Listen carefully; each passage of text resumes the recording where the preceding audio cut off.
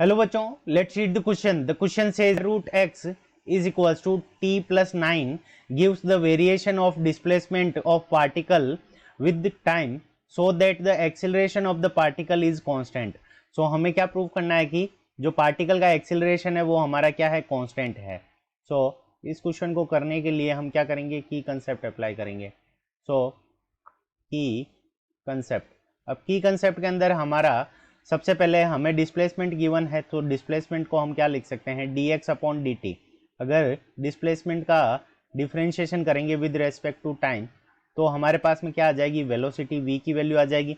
अगर वेलोसिटी को अगर हम फर्दर डिफरेंशिएट करेंगे dv अपॉन dt, या फिर इसको हम क्या कर सकते हैं d2x, यानी डिफरेंशिएशन का दो बार अगर करेंगे, सॉरी डिस्प्लेसमेंट का अगर हम दो बार डिफरेंशिएशन करेंगे dx square upon d2x upon dt square, तो यहाँ से हमारे पास में क्या आ जाएगी, एक्सीलरेशन a की वैल्यू आ जाएगी. ठीक है बच्चों. सो इसी को हम क्या करेंगे, यूज करेंगे. तो सबसे पहले हमें क्या दे रखा है कि square root x is equals to t plus 9, ये हमें गिवन है. अब हम क्या करेंगे, दोनों साइड का स्क्वायर करेंगे, तो यहाँ पे ये इसका स्क्वायर रूट हट जाएगा. सो t प्लस 9 का होल स्क्वायर हो जाएगा, तो t प्लस 9 का होल स्क्वायर हमारा क्या हो जाएगा, T square plus 18t, T square plus 18t plus 81. ठीक है बच्चों, ये हमारे पास में आ गया. अब इसका हम क्या करेंगे, डिफरेंशिएशन करेंगे विद रेस्पेक्ट टू t, तो d upon d t of x is equals to, तो यहाँ से हमारे पास में आ जाएगा d upon d t of t square plus d upon d t of 18t plus d upon d t of 81. ठीक है बच्चों, d upon d t of 81.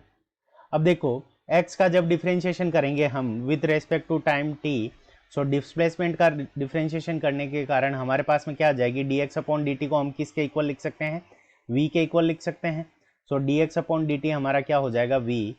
सो यहाँ से v इज इक्वल्स टू, अब टी स्क्वायर का differentiation करेंगे with respect to t, तो यहाँ से हमारे पास में आ जाएगा 2t प्लस 18t का डिफरेंशिएशन करेंगे, तो यहाँ से हमारे पास में क्या आ जाएगा 18, और 81 हमारा क्या है, कांस्टेंट है, तो यहाँ पे हमारे पास में क्या आ जाएगा 0.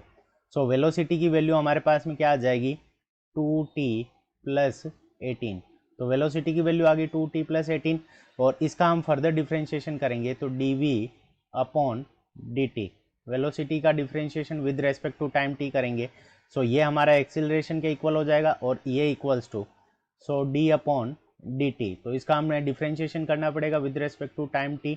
सो d upon dt of 2t plus d upon dt of 18.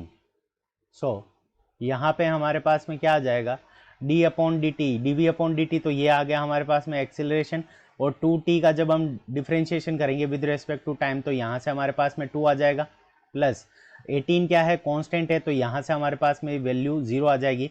तो एक्सेलरेशन की जो वैल्यू आ गई वो हमारे पास में कितनी आ गई, 2 आ गई. ठीक है बच्चों, सो एक्सेलरेशन की वैल्यू 2 आ गई, और ये हमारी क्या है, कांस्टेंट है. ठीक है बच्चों, अब हमें डिस्प्लेसमेंट की कोई यूनिट नहीं गिवन है, तो यहाँ से हम इसको ये नहीं बोल सकते कि 2 मीटर पर सेकेंड स्क्वायर है, या 2 जो भी है वो यूनिट के इक्वल आ जाएगा. सो a इज इक्वल्स टू 2, तो ये हमारा a इज इक्वल्स टू 2 क्या है, कि एक कांस्टेंट है, और हमें यही प्रूव करना था, क्योंकि यहाँ पे 2 जो है उसकी वैल्यू की a की वैल्यू किसी के ऊपर डिपेंड नहीं कर रही.